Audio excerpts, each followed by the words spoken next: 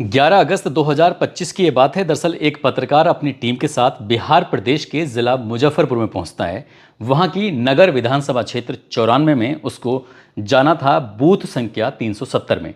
जब बूथ संख्या 370 में पहुंच जाता है तो वहां आसपास के लोगों से पूछता है कि साहब मुझे मकान नंबर 27 में जाना है, वहाँ लोगों से बातचीत करनी है, मुलाकात करनी है। गाँव के लोगों को बहुत ज़्यादा समझ थी नहीं कि मकान नंबर 27 कौन सा है। धीरे धीरे करके जब अलग अलग लोगों से बातचीत की जाती है तभी कुछ लोग कहते हैं कि मकान नंबर 27 तो फला है। इस तरह की बात जब की जाती है तो पत्रकार अपनी टीम के साथ मकान नंबर 27 पर पहुंच जाता है। वहां का जब दरवाज़ा खटखटाया जाता है तो वहां से एक बहुत बुजुर्ग महिला निकलती है जिसका नाम होता है राजकली देवी। दरअसल राजकली देवी जैसे बाहर निकलती है तो अम्मा से राम राम श्याम श्याम वो कही जाती है। उसके बाद कहा जाता है कि अम्मा, मैं ये जानकारी जुटाने के लिए आया था, दरअसल इस घर के अंदर कितने सदस्य रहते हैं, कितने मतदाता हैं जो वोट डालने के लिए जाते हैं। जैसे अम्मा ने ये बात सुनी, अम्मा ने कहा कि बेटा मैं तो सिर्फ अकेली ही हूँ इस घर के अंदर जो रहती हूँ। तभी वो पत्रकार हंसने लगता है। लेकिन अगली बात सुनने के बाद पत्रकार से कहीं ज़्यादा जो राजकली देवी होती हैं वो हंसने लगती हैं। वो हंस इसलिए लगती हैं क्योंकि वो जब पता चलता है कि बूथ संख्या 370 पर टोटल मिला के जो कुल मतदाता हैं, जो वोटर्स हैं, जो मतदाता पंजीकृत हैं, उनकी संख्या है 629। लेकिन 629 में 269 वोटर केवल इसी घर में रहते हैं, एक ही घर में, जो घर है मकान नंबर 27। अम्मा ने जैसी बात सुनी उसने कहा बेटा तुम मजाक कर रहे हो क्या? उसने कहा नहीं अम्मा, जो वोटर लिस्ट है उसी के माध्यम से बातचीत कर रहा हूँ कि एक ही घर के अंदर 269 लोग रहते हैं, जिसमें हिंदू भी हैं, जिसमें मुसलमान भी हैं, जिसमें क्रिश्चियन भी रहते हैं। अगर आपको यकीन नहीं आता तो एक अच्छी खासी ये संख्या है, नाम है, सबके नाम बारी बारी से वो पत्रकार जो होता है वो बताना शुरू कर देता है। दरअसल जैसी ही बात पता चलती है फिर पत्रकार ये भी बताता है कि इसमें 138 पुरुष रहते हैं और 131 महिलाएं रहती हैं। अम्मा ये बात सुनकर बड़ी हंस रही थी, हंसते हुए कह रहे थे कि भैया क्या वाकई इतनी ऐसी बात लिखी हुई हैं? पत्रकार कहता है कि हाँ लिखी तो हैं। बोले ये तो बहुत बड़ी गड़बड़ हुई है। तो शायद ये गड़बड़ी ही थी जो पूरे देश भर में इस गड़बड़ी पर हंगामा मचा हुआ है। दरअसल आज की कहानी के माध्यम से हम बात करने की कोशिश कर रहे हैं कि चुनाव आयोग पर जो आरोप लग रहा है वोट चोरी का, तो वोट चोरी के पीछे की कहानी की आज जानने की, समझने की कोशिश करते हैं।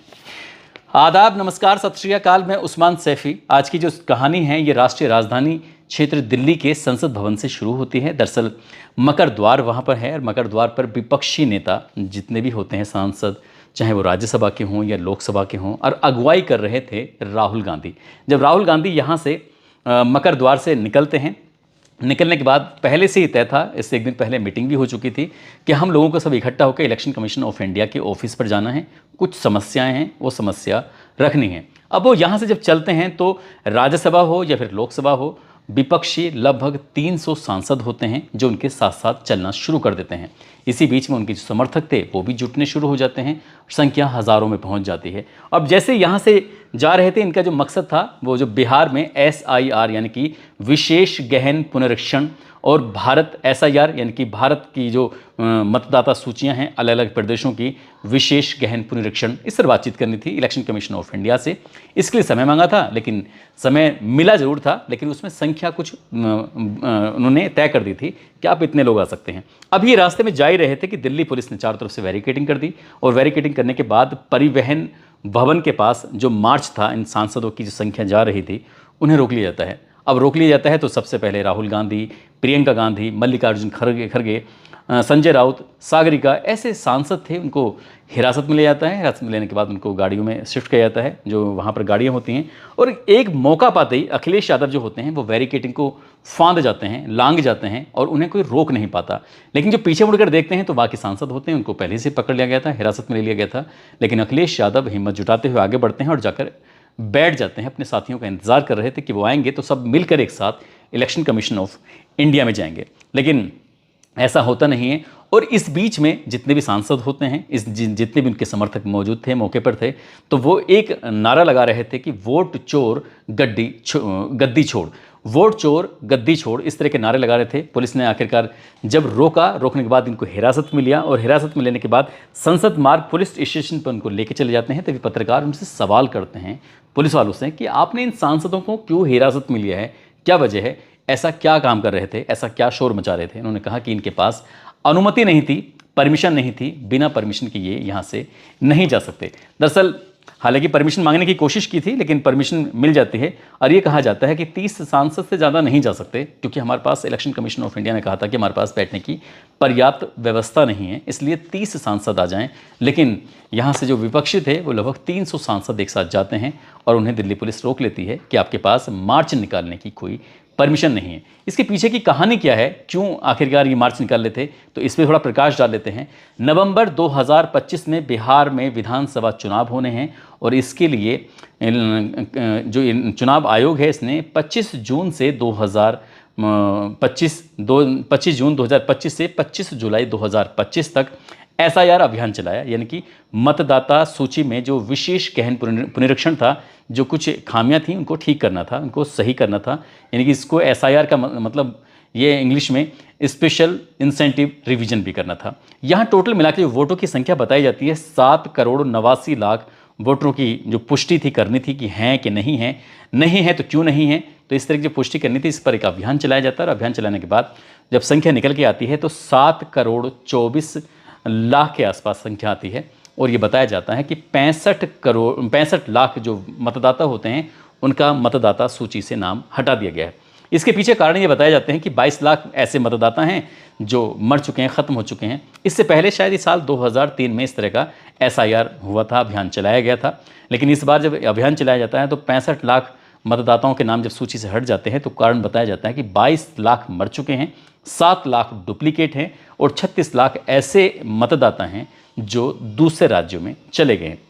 बस इतना था कि इसके बाद फिर उन्होंने ये भी चुनाव आयोग ने कहा कि 1 सितंबर 2025 तक का समय दिया। अगर किसी को डाउट है, कुछ लगता है, तो वो आवेदन दे सकता है और आवेदन देने के बाद हम इसमें देखेंगे और जो भी कुछ कमियां होंगी उसको दूर भी करेंगे।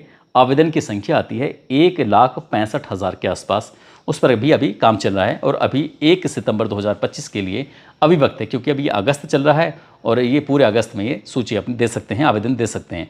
लेकिन विपक्षी जो पार्टियां होती हैं वो कहती हैं कि 65 लाख जो नाम हटाए गए हैं, किसके नाम हटाए गए हैं, चलो उसकी भी सूची दे दो, ये तो पता चल जाए कि किसके नाम हटे हैं, नहीं हटे हैं। बहुत से लोगों को तो ये पता ही नहीं होगा कि उनका वोट कट चुका है और वो क्या कारण है वोट कटने का, यह भी पता ही नहीं चल पाया। तो ऐसी स्थिति में थोड़ी भ्रम की स्थिति बनी हुई थी। अब विपक्षी पार्टियों ने ये पता करने की कोशिश की, जो खामियां थी उसको ढूंढने की कोशिश की, तो पता चलता है कि एक बूथ ऐसा भी है बिहार के अंदर जिसमें लोग मर चुके हैं, 40 लोग, और उनके वोट बन गए हैं।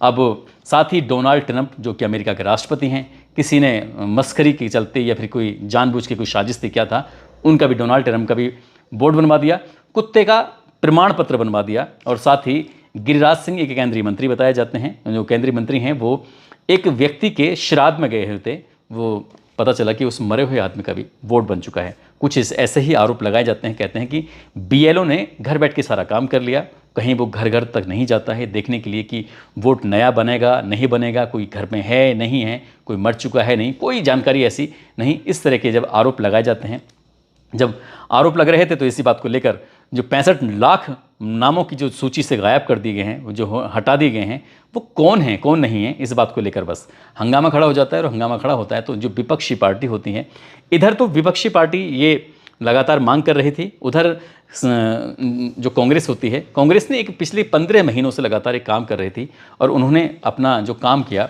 दरअसल उन्होंने कर्नाटक में एक महादेवपुर विधानसभा है, वहाँ की कुछ जानकारी थी जो 7 अगस्त 2025 को राहुल गांधी ने प्रेस कॉन्फ्रेंस के माध्यम से लोगों को बताने की कोशिश की। उन्होंने कहा कि 1,250,000 वोट उनके चुराए गए हैं, चोरी हुए हैं। 6.5 लाख वोटों में से लगभग 1 लाख, उनका ये दावा है, उनका कहना है कि 11,965 वोट डुप्लीकेट थे जो बने हुए थे। ये उन्होंने पिछले जो चुनाव हुआ था उसके चुनाव के बारे में बताया था। 40,009 वोट फर्जी और अवैध पते हैं उनके, साथ ही 10,452 एक ही पते पर वोट बना दिए गए और 4,132 अवैध फ़ोटो लगा दिए गए। यही नहीं पता चला कि वो फ़ोटो किसका है, नाम किसका है। और इसी तरह से उनका ये भी आरोप था कि फॉर्म 6 का बहुत ज़्यादा दुरुपयोग किया गया है, जिसकी वजह से 33,692 वोट जो बनाए गए थे वो मामला सामने आता है। दरअसल फॉर्म 6 का मतलब ये बताया जाता है कि 18 साल से लेकर 23 साल तक के जो नए वोटर होते हैं वो फॉर्म 6 भरते हैं। लेकिन यहाँ पर 50 साल का हो या 60 साल का हो या 70 साल का बुजुर्ग आदमी ने भी इस तरह से फार्म भरा अपना कर दिया। कुछ इसी तरह के आरोप लगाए जाते हैं और आरोप लगाने के बाद फिर ये जब प्रेस कॉन्फ्रेंस की जाती है तो जाहिर सी बात है पूरे देश भर में इस बात को लेकर चर्चा शुरू हो जाती है। और इससे पहले आरोप लगते रहे थे कि जो मशीन है दरअसल ईवीएम मशीन के अंदर गड़बड़ी है, और अब की बार जो आरोप लगाया जाता है वो वोटर लिस्ट में आरोप लगाया जाता है कि इस तरह की गड़बड़ चल रही है। लेकिन इनका साफ साफ कहना है कि हम चाहते हैं कि साफ और प्योर वोटर लिस्ट हो और एक आदमी का एक ही वोट होना चाहिए। अगर एक आदमी का एक वोट होगा तो वो वोट डालेगा, और एक आदमी के कई वोट होंगे तो वो गड़बड़ी कर सकता है। इस तरह का उन्होंने एक उदाहरण दिया था, और उदाहरण जो दिया था वो महादेवपुरा में जो एक विधानसभा लगती है उसका बूथ संख्या 370 लगती है, और बूथ संख्या 370 के अंदर जो मकान नंबर 35 है वहाँ पर एक ही घर के अंदर जो 10 बाई 15 का मकान है, 10 बाई 15 फुट का मकान है, जिसमें ज़्यादा से ज़्यादा 2 लोग रह सकते हैं या अधिकतम 3 लोग रह सकते हैं, लेकिन एक ही घर के एक ही पते पर 80 वोटर्स हैं जो वोट डालने की जाते हैं नहीं जाते हैं ये तो पता नहीं। लेकिन जब मीडिया वाले इस घर में पहुंच जाते हैं मकान नंबर 35 में और जाने के बाद ये कोशिश करते हैं कि 80 वोटर कौन कौन हैं, कहाँ कहाँ के हैं, क्योंकि राहुल गांधी ने बाकायदा इस बात का एग्जाम्पल दिया था कि मकान नंबर 35 में जो वोटर हैं वो 80 हैं। तो वहाँ जाकर पता चलता है कि पश्चिमी बंगाल का रहने वाला एक लड़का है जिसका नाम दीपांकर है, जो यहाँ पर डिलीवरी बॉय का काम करता है, वही इस मकान में रह रहा था। पूछा जाता है कि तुम यहाँ कब आए, उसने कहा कि मैं यहाँ पर 1 महीने पहले आया था। जब पत्रकारों ने सवाल जवाब किया उससे पूछा जाता है कि क्या तुम्हारा मतदाता सूची में नाम भी लिखा हुआ है, उसने कहा साहब मेरा तो नाम लिखा हुआ नहीं है, मैं तो यहाँ सिर्फ नौकरी करने के लिए आया हूँ। दरअसल इसी तरह का मामला था। और जो बिहार में जो SIR इनकी मतदाता सूची में जो उसमें संशोधन था, उस संशोधन को लेकर जो पूरे विपक्षियों ने बवाल मचाया हुआ है, इसी बात को लेकर 10 अगस्त 2025 को विपक्षियों ने यानी कि विपक्षी सांसदों ने ये इलेक्शन कमीशन ऑफ इंडिया से बातचीत की थी कि हम तुम्हारे पास आएंगे, बातचीत करनी है और अपनी मांगें रखेंगे, हमारी कुछ समस्याएँ हैं। और इसके लिए उन्हें बाकायदा इलेक्शन कमीशन ऑफ इंडिया की तरफ से एक लेटर भी जारी कर दिया जाता है 11 अगस्त 2025 को कि दोपहर 12 बजे के आसपास आप लगभग 30 सांसद हमारे पास आ जाइए, क्योंकि हमारे पास बैठने की उचित इंतज़ाम नहीं है। हम इतने सारे लोगों को नहीं, लेकिन इनका ये कहना है विपक्षियों का कि हम जाते तो 30 ही लोग, लेकिन हम चाहते थे कि एक मार्च निकलना चाहिए। हम मार्च निकाल रहे थे, लेकिन उसके लिए दिल्ली पुलिस ने शायद परमिशन दी नहीं या परमिशन मांगी नहीं, लेकिन बिना परमिशन के दिल्ली पुलिस ने उनको आगे बढ़ने नहीं दिया और चुनाव आयोग से बातचीत हो नहीं पाई। क्या वाकई ये जिस तरह से ये आरोप लग रहे हैं इलेक्शन कमीशन ऑफ इंडिया की जो साख है, कहीं ना कहीं उस पर प्रश्न चिन्ह तो लगी गया है।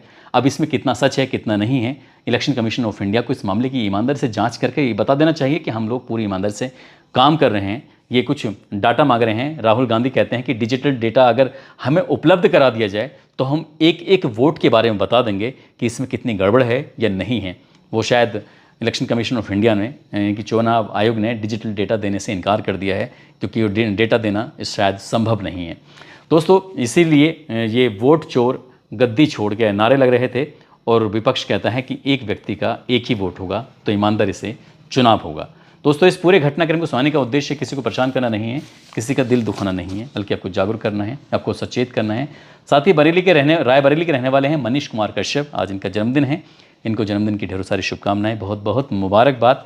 और कुछ लोगों ने नाम लेने की अपील की है, जिसमें अरवाज अंसारी, अनिल, प्रतिभा भारती हैं, रिजवान खान, रिंकू चौहान, आरती, सलीम शेख, विष्णु ठाकुर, सादाफ खान, सनी कुमार, नासिर सलमानी, अभिषेक कुमार, गुरबिल रंधावा, सिराज, जमील अहमद, तक्ष तोमर, नफीस सैफ़ी, नबी जान अंसारी, वसीम अकबर, हसन मंसूरी, मोहम्मद मुनव्वर, धर्मेंद्र गोला। आप सब लोग अपना ख्याल रखें, सुरक्षित रहें। जय हिंद, जय भारत।